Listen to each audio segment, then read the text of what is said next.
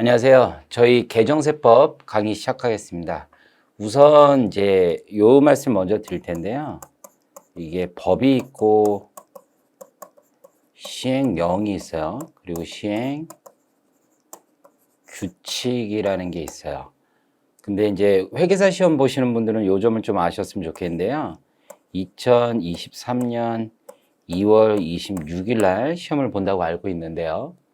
이 법 시행령은 지금 시행령은 공표가 언제 될 거라고 보냐면 이날 이후에 될 가능성이 굉장히 높습니다. 그런데 우리 시험 요강을 보면 어떻게 되어 있냐면 현재 시험 시행 당시에 시험 시행 당시에 시행되고 있는 법을 기준으로 하게 돼 있어요. 그러니까 지금 국기령에서 영이 시행령이라는 뜻이거든요. 시행령에 해당하는 건 여러분 시험하고 관련이 없을 수도 있어요. 이게 2월 말에 공표하기로 했는데 정확한 날짜가 26일인지 아닌지가 사실 애매해요. 그래서 제가 출제자라면 시행령 개정사항을 안 낼 가능성이 좀 높아요. 아예 그 주제를 피해서 낼 가능성이 좀 있지 않나 라고 개인적으로 생각해요. 그리고 지금 현재 오늘 지금 수업하는 날짜가 23년 2월 9일이거든요. 현재 지금 령은 안에 불과해요. 이게 통과되지 않았어요. 근데 이제 시험이 급하다 보니까 령까지 포함해서 제가 일단은 설명을 드리긴 드리겠지만 조금 더 주의를 기울여서 공부하시기 바라겠습니다. 자, 그 점 다시 한번 강조 드리고요. 자, 이제 첫 번째부터 가보겠습니다. 저는 이제 국세기본법하고 법인세법하고 상속증여세법, 이게 내용 페이지는 굉장히 많은데요. 시험과 유관한 것 위주로 대부분 설명을 드릴게요. 첫 번째, 이제 국세기본법에서 개정된 시행령 사항입니다. 그래서 특수관계자 범위에서 친족 범위를 조금 더 확대했어요. 이게 혼외 출생자인데 호적에는 안 올라와 있는 거예요. 생부, 생모도 이 혼외 출생자도 친족의 범위에 넣기로 했다라는 내용입니다. 자, 두 번째 우리 가보면요. 자, 이런 얘기가 있어요. 두 번째 내용은 명의대여 등 부가제척 기간 특례 신설이라고 되어 있는데 이게 부가제척 기간이 소송 등을 거치는 경우에 연장되게 되어 있어요. 보시는 것처럼 판결이 확정된 날부터 1년 이내 부가처분할 수 있거든요. 그러니까 5년, 7년, 10년 넘어도 이렇게 부가처분할 수 있는데 그 대상 범위 하나를 더 넓힌 게 뭐냐면 이제 작년까지 사업의 명의대여자에게 부가 취소하고 실질 사업자에게 과세할 수 있는 부가제척 기간 특례가 있었는데 여기에 하나 더해서 실질 귀속자, 재산을 기준으로 실제 소유자가 있으면 명의대여자에 대한 부가처분을 취소하고 실질 귀속자에 과세할 수 있는 부가제척 기간 특례를 하나 더 신설했습니다. 상속증여세법은 이제 영구제척 기간이라고 해가지고 우리가 안날로부터 1년 이내에 부과할 수 있는 특례제척 기간이 있었잖아요. 거기에 이제 코인 가지고 하는 친구들 있잖아요. 근데 이제 거래소 통하지 않고 국내 가상 사업자를 통하지 않고 가상 자산을 상속받거나 증여됨을 알게 되었다. 과세원청이 안날로부터 1년 이내 과세할 수 있는 이제 특례 제척 기간을 신설했습니다. 자, 요거는 이제 제2차 납세 의무와 관련된 건데요. 자, 여러분들 제2차 납세 의무라는 게 네 가지가 있잖아요. 출자자에 대한 제2차 납세 의무, 청산인 등에 대한 제2차 납세 의무, 법인에 대한 제2차 납세 의무, 사업 양수인에 대한 제2차 납세 의무 이렇게 있는데 이 중에서 요거 개정된 사항은 뭐냐면 이런 거예요. 어떤 법인이 있는데 법인의 재산이 되게 많은데 이 법인이 외국 법인에 해당돼요. 여기 이제 출자자 등이 체납 상태란 말이에요. 근데 이제 대법원 판례가 아무리 출자자가 체납 상태라도 이게 양도 불가라는 조항이 없으면 외국 법인에게 2차 납세 의무를 부과할 수 없다. 이게 대법원 판례였거든요. 근데 그게 좀 지나치다 싶어가지고 올해 개정된 게 뭐냐면 소유 주분이 외국법인, 이 친구가 가지고 있는 게 이게 외국법인 주식인 거예요. 외국법인. 그 외국에 있는 재산에 대해서 국세징수법에 따라서 해외 재산 압류가 불가능하거든요. 그래서 압류가 불가능하게 되면 이 외국법인이 책임을 져라라는 거예요.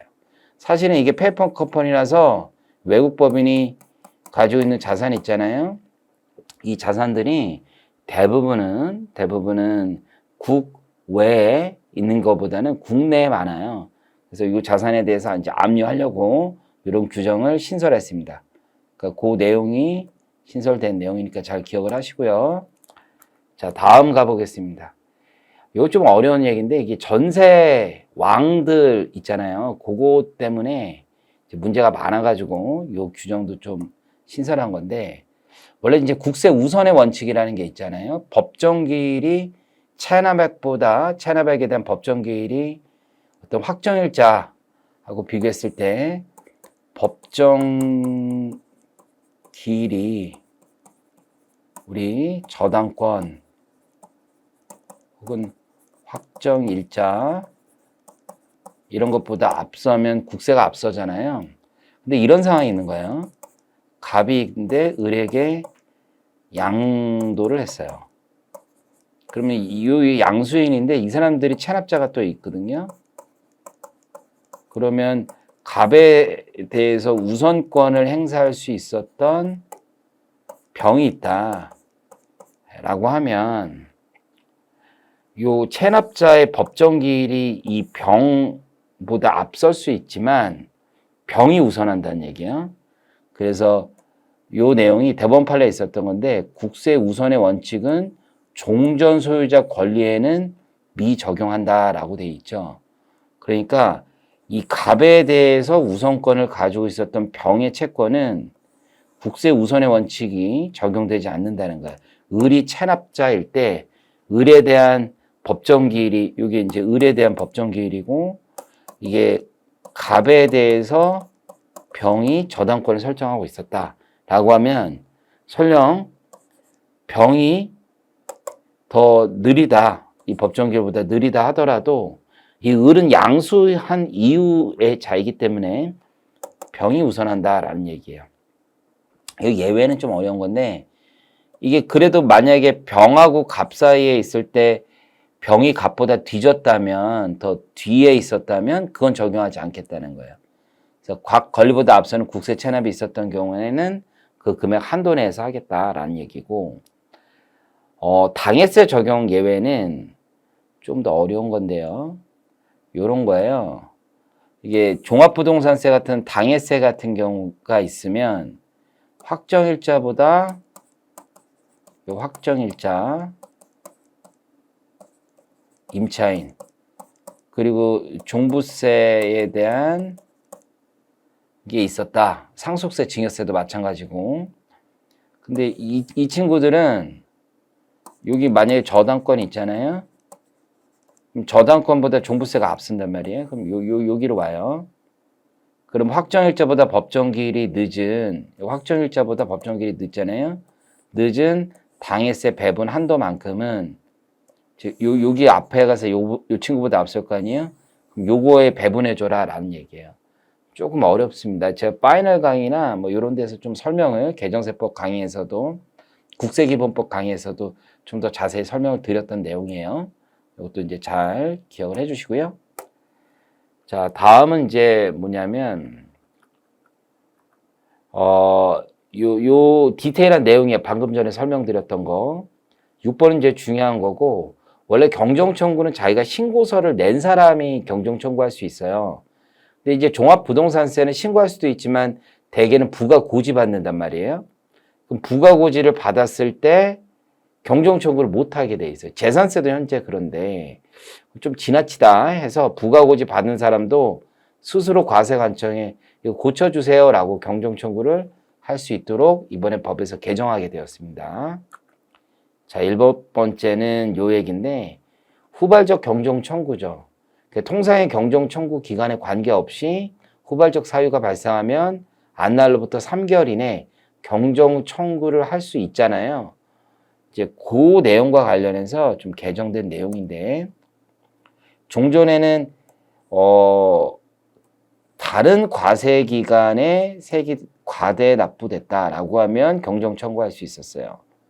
X1, X2가 있는데 이게 X2하고 연동된 X1년의 세금이 X2년 부과됐는데 X1년은 돌려받아야 되면은 X1년께 경정 청구 기간이 지나면 억울하잖아요. 얘는 내는데 X2년은 X1년 걸 돌려받을 수 있는데 그거 범위를 좀 더 확정시켜서 다른 세목, 다만 같은 과세기간, 다른 과세기간도 같은 세목 안에서만 이제 후발적 경정 청구를 할 수 있도록 법을 개정했습니다. 납세자 권리 구제가 확대된 거죠. 그래서 과거에는 과세기간 다른 것만 해줬는데 이제 과세기간 다른 것도 되고 물론 같은 세목 안에서 한정한다라고 좀 더 명확하게 해놨고 다른 세목도 되는 거예요. 예를 들어서 법인세를 돌려받는데 이제 법인세 말고 예를 들어서 부가가치세, 법인세는 더 내는데 부가세는 돌려받을 수 있게끔 이렇게 바꿔준 거라고 보시면 돼요. 자, 그 내용 잘 정리하시고요. 자, 그 다음에 8번째, 과소신고 가산세. 이게 상속증여세법상 평가에 오류가 있으면 과소신고 가산세를 부과하지 않아요. 예를 들어서 납세자는 공시지가로 신고했는데 과세한체에 감정받아서 감정가액이 올라간다. 그러면 이게 평가의 오류에 불과하기 때문에 과소신고 가산세를 부과하지 않는데 이게 단서조항을 신설했어요. 아무리 그렇다고 하더라도 부정행위로 평가를 하지 않았다. 그런 경우는 예외로 두도록 법을 개정했습니다. 자, 9번째, 부동산 소유권 이전 증서에 대한 납부지형 가산세 적용 제외라고 되어 있죠. 요건 이제 인지세 등 납부지형 가산세가 3배예요. 3배 최대. 너무 커서 부동산 소유권 이전 증서와 관련된 이전 가산세는 적용 대상에서 제외한다라는 얘기예요. 뭐 중요한 건 아니고요. 10번도 그냥 그런 건데 이제 행정소송법에 준용되는 규정을 좀 더 추가했다는 얘기고 별거 없습니다. 국선대리인 요거는 이제 시행령이기 때문에 여러분 좀 주의를 요해요. 그래서 시행령 내용은 좀 주의를 요한다. 그래서 국선대리인 선정 기준에 종전에 3천만 원이었다가 이제 5천만 원으로 청구세액의 범위를 좀 더 확대했다는 내용입니다. 자, 그 다음에 12번 가보겠습니다. 우리가 이제 제조사 결정이라는 게 나오면 그 제조사 결정에 따라서 내가 불복을 이제 심사 청구나 심판 청구나 행정 소송을 하든지 아니면 심사 청구 중에 선택할 수 있거든요. 이제 그런 내용들이 있고 만약에 제조사 결정에 대해서 60일 안에 제조사에 대한 후속 처분이 나와야 되는데 결과 통지를 못 받으면 계속 기다려야 되는 불편함이 있을 수 있잖아요. 그래서 통지 못 받으면 그 60일 지나서 곧바로 심사, 심판 그 다음 단계로 갈 수 있도록 이제 규정을 좀 더 보완했습니다.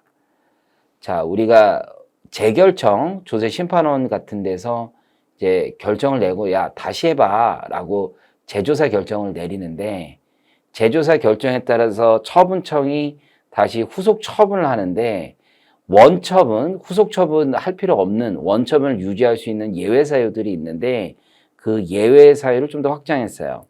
그래서 청구인 주장이 재조사 과정에서 확인된 사실과 달라서 그 원처분 유지가 필요하다. 당초 처분, 청구인의 비협조로 우리가 조사를 할 수 없다라고 하면 원처분을 유지할 수 있는 법적 근거를 확보했습니다.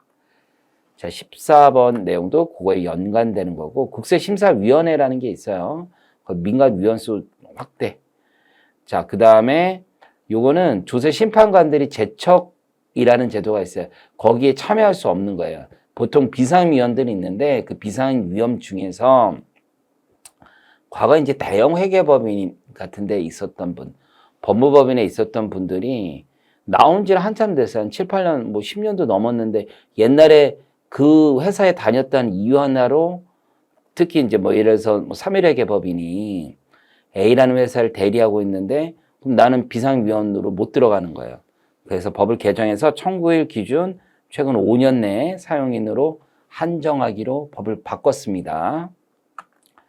자, 그 다음에 이것도 세부사항이고 정기 조사 면제 이것도 이제 시행령에 있는데 중요하진 않아요. 뭐 1억 원에서 3억 원을 좀 확대했다. 이런 거고, 납세자 보호위원회라는 게 있어요. 거기에 위원 축수 확대했다. 뭐 별거 아닙니다. 명단 공개 기간도 이제 설정했고, 뭐 언제까지 뭐 이걸 공개하느냐, 뭐 이런 문제가 있었는데, 예전에 이제 공개 기간에 대한 얘기가 별달리 이제 5년간 딱 이렇게 있어서 이제 10년까지도 명단 공개를 할 수 있도록 법을 개정했어요. 역외 장부. 우리 국세기본법상 장부 보관 의무 기간이 5년인데 역외 거래는 7년으로 바꿨어요.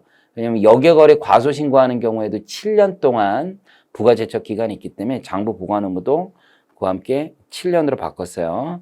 22번 별거 아니고 23번도 이게 우리가 세무조사에 협조하지 않고 뭐 여러 가지 기준이 있어요. 그러면 과태료가 있거든요. 그에 대한 뭐 인상이 이거 중요한 거 아닙니다. 자, 국세기본법 여기까지 마무리하고요. 저희 법인세법으로 넘어가겠습니다.